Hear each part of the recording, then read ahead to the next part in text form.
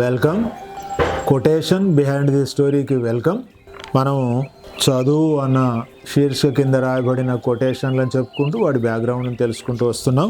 ఈ చదువు శీర్షికలో ఇంకొక కొటేషన్ ఏం రాసుకున్నానంటే, వినడాన్ని కూడా కొందరు అధ్యయనం తీరుగా వింటారు. మరోసారి, వినడాన్ని కూడా కొందరు అధ్యయనం తీరుగా వింటారు అని రాయబడ్డది.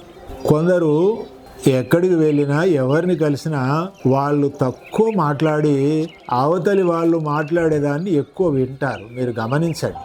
మరికొందరు ఉంటారు, ఎక్కడికి వెళ్ళినా వసపిట్టల్లాగా వాళ్ళే మాట్లాడుతూ ఉంటారు. అవతలి వాళ్ళు ఏం చెప్పినా కూడా వీళ్ళు వినరు, పట్టించుకోరు. అంటే అవతలి వాళ్ళు చెప్పేది వినటం అనే జ్ఞానం మనిషికి ఉన్నట్టయితే నేర్చుకునే అవకాశం ఎక్కువ ఉంటుంది, తెలుసుకునే అవకాశం ఎక్కువ ఉంటుంది. మన పర్స్పెక్టివ్ మనకు ఉన్నా కూడా జీవితం యొక్క అనేక వివరాలు తెలియాలి అంటే ఇతరులు మాట్లాడుతూ ఉంటే మనం వినటం మంచి పద్ధతి.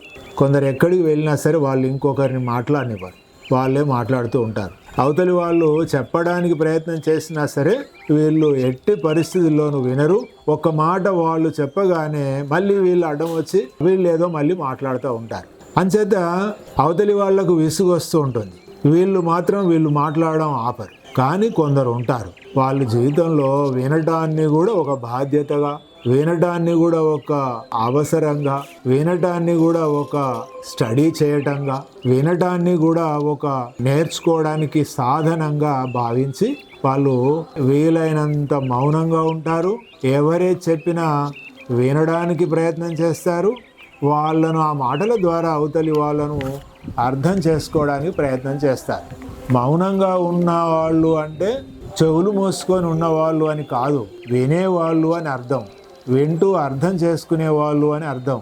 కార్యాచరణ ద్వారా మాత్రమే మాట్లాడేవాళ్ళు అని అర్థం. వాళ్ళు ఎక్కువ మాట్లాడడం లేదు, వాళ్ళు వింటున్నారు అంటే ఏం మాట? వాళ్ళు విని శాంతం విని అర్థం చేసుకుని మరి అయితే మనం చెప్పవలసింది ఇందులో ఏముంటుంది, మరి అయితే మనం చేయవలసింది ఇందులో ఎంత ఉంటుంది, ఇట్లాంటి క్యాలిక్యులేటెడ్గా ఉండేవాళ్ళు ఎక్కువగా ఇతరులు చెప్తూ ఉంటే వింటూ ఉంటారు. వినడాన్ని కూడా వాళ్ళు స్టడీ చేయటంగా, మనం పుస్తకాలను ఏ విధంగానైతే చదువుతామో శ్రద్ధాశక్తులతో, మనుషులు చెప్తూ ఉంటే వినడాన్ని కూడా ఆ విధంగా భావించి వినేవాళ్ళు కొందరు ఉంటారు. వాళ్ళకి ఎక్కువ విషయాలు తెలుస్తాయి. వాళ్ళు సమర్థవంతంగా వాళ్ళు చేసే పనులు చేస్తారు. వాళ్ళు వేగిరపడరు. సో మనం కూడా ఇతరుల నుంచి వినే సుగుణాన్ని గ్రహించి మనం అవతలి వాళ్ళతో వ్యవహరించేటప్పుడు వాళ్ళను మొదలు సంపూర్ణంగా విని వాళ్ళ విషయం ఏమిటి, వాళ్ళ బాధ ఏమిటి, లేదా వాళ్ళ విమర్శ ఏమిటి, ముందు అవతలి వాళ్ళను శాంతం చెప్పనివ్వండి. అడ్డం తిరిగి వాళ్ళు చెప్తున్న ప్రతి మాటకు అడ్డం తిరిగి మనం మాట్లాడకుండా వాళ్ళు చెప్పేదంతా చెప్పనించి, మీరు చెప్పడం అయిపోయిందా, నేను చెప్పవచ్చునని అడిగి మీరు చెప్పదలుచుకుంటే చెప్పండి. అది సంభాషణలో ఉత్తమ సంభాషణ పద్ధతి. అంచేతే ఇందులో ఏమిటి అంటే, మనము ఈ కొటేషన్ని వినడాన్ని కూడా కొందరు అధ్యయనం తీరుగా వింటారు అని అన్నమాట. ఇది దాని యొక్క అంతరార్థం, దాని యొక్క ఉద్దేశాలు. చెప్పింది కొంతే అయినా సరే స్ఫురింపజేసేది మనకు ఎంతో ఉంటుంది. మనకు ఒక కొటేషన్ని చదువుకుంటే మనకు అర్థమయ్యేది కొంతే ఉంటుంది అందులో. అంటే కొంత చెప్తారు అందులో, మరికొంత మన ఆలోచనకి, మన ఊహకు వదిలేస్తారు. మన ఊహాశక్తి అంటే ఎంత ఉంటే మనకు అది అంత అర్థం అవుతూ ఉంటుంది. మన ఊహాశక్తి అక్కడికే ఉంటే అది అంతే అర్థమవుతుంది, ఆ ఒక్క విషయానికే అర్థమవుతుంది.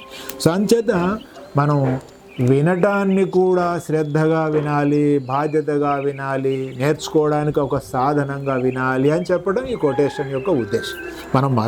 మనం మరో కొటేషన్తో మనం మళ్ళీ కలుసుకుందాం.